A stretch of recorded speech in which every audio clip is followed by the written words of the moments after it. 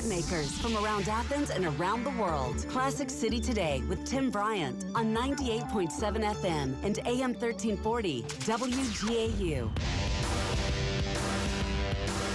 When I was in the White House, illegal aliens knew that if they broke our laws and trespassed across our borders, they would be caught, they would be detained, and they would be thrown out of our country very rapidly. So they didn't come. They didn't come because it was not worth the trip, and then you have to go back. Talking about the border, President Trump, former President Trump, of course, 718 Classics today. Back in Georgia over the weekend, first time in our state since he unsuccessfully, as it turns out, campaigned for Senators Perdue and Loeffler, their election bids that were derailed in runoff elections. The winners, Warnock and Ossoff. Big crowd there. How big? I don't know. I wasn't there. Matt Richards was. Matt Richards in a crowd of candidates running to replace Jody Hice in Congress. He's a Barrow County Republican. We'll see him in Oconee County, a candidates forum on the 28th of October. But you were down there over the weekend, and Matt Richards joins us now. Matt Richards, thanks for your time this morning. Hey, thanks for having me. Yeah, ballpark it for me. And I mean, estimates are all over the map. What would you say? How many people there? There was at least 30,000 people there. It was a great crowd, a lot of fired-up patriots. Let me ask this, and this is being asked of others. Let me ask it of you. How appropriate, in your estimation, is it to bring in anyone that is months away from elections? How appropriate is it for the Republican Party to be involved in attacking its own leaders, which is what happened? We had President Trump attacking Governor Kemp, Secretary of State, others. How appropriate is that? Well, I personally think it's very appropriate, especially with what's been going on. We haven't had any real dive into our last election by any of our leaders, and we need to do better. President Trump did a great job. In all due respect, let me stop there. We've had, I've lost count, I think it's at least 5 audits, at least in some places, and hand counts. We've had numerous looks at these. We've had no judges who found anything worth looking at in court. But to say that we've not looked at the election results of 2020, the election process of 2020, is that's not really accurate, is it? Listen, they did a great job with SB 202, but we need to go further. We need to do a full forensic audit in the state of Georgia. I know they want to focus on Fulton County, but I'm still calling on a full forensic audit. Define forensic audit for me. What's that? Verify signature, ID check, so on. Like, we have to get to the bottom of it. We need to have a solid answer on what happened and put it to bed for good. Matt Richards with us, candidate for Congress. Again, a crowded field, 12-13 Republicans running to replace Jody Hice. Jody Hice was there. Of course, he's running to unseat Secretary of State Raffensperger in a Republican primary next May. He has the endorsement of President Trump, former President Trump. Herschel Walker obviously does, and Herschel Walker was there as well running for Senate. If he endorsed in Georgia 10 the race to replace Hice, I missed it. What, if anything, did he have to say about that race? So, President Trump said a lot about Hice and said a lot about, getting rid of Brad Raffensperger, and I couldn't agree more with him.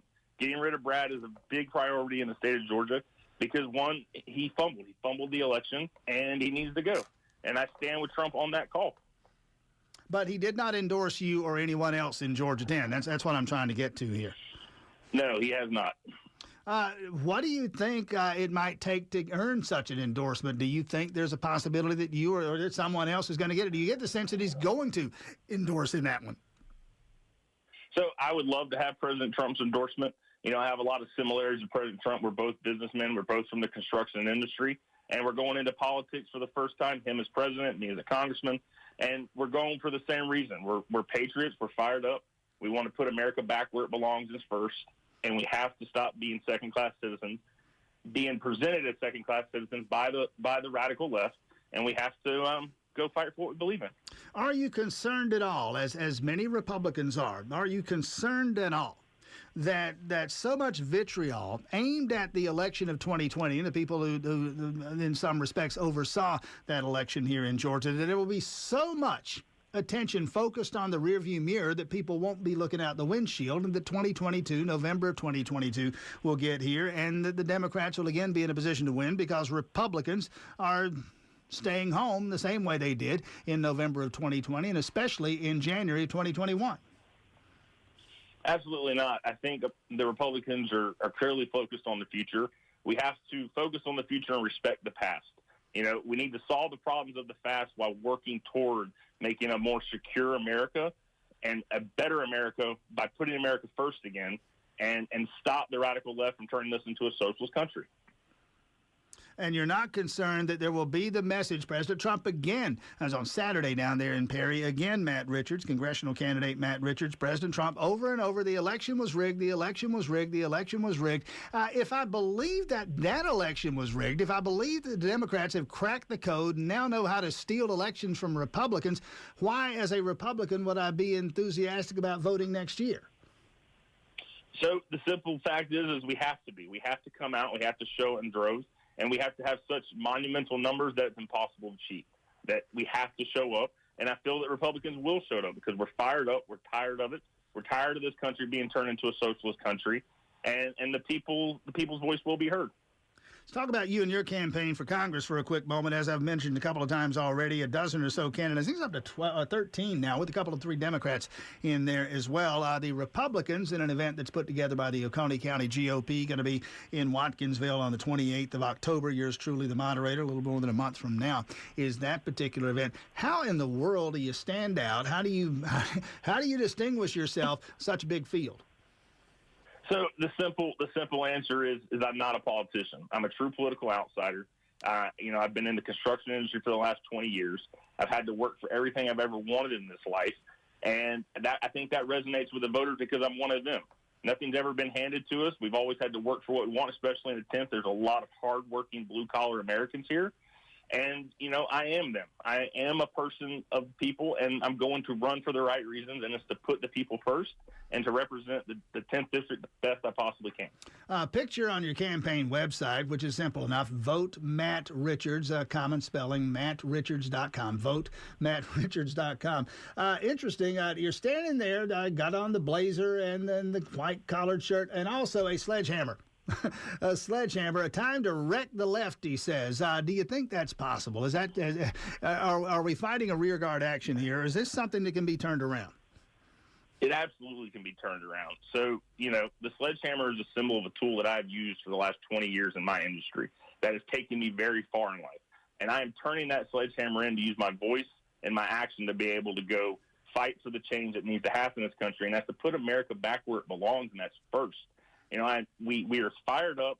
We are tired of what's going on in Washington with a lot of empty promises and empty dreams. And Trump was a great example of that. He fulfilled almost every promise he made when he was president, and we need congressional leaders to do the same, and that's why I'm running, because I want to fulfill the promises that I make to every single voter.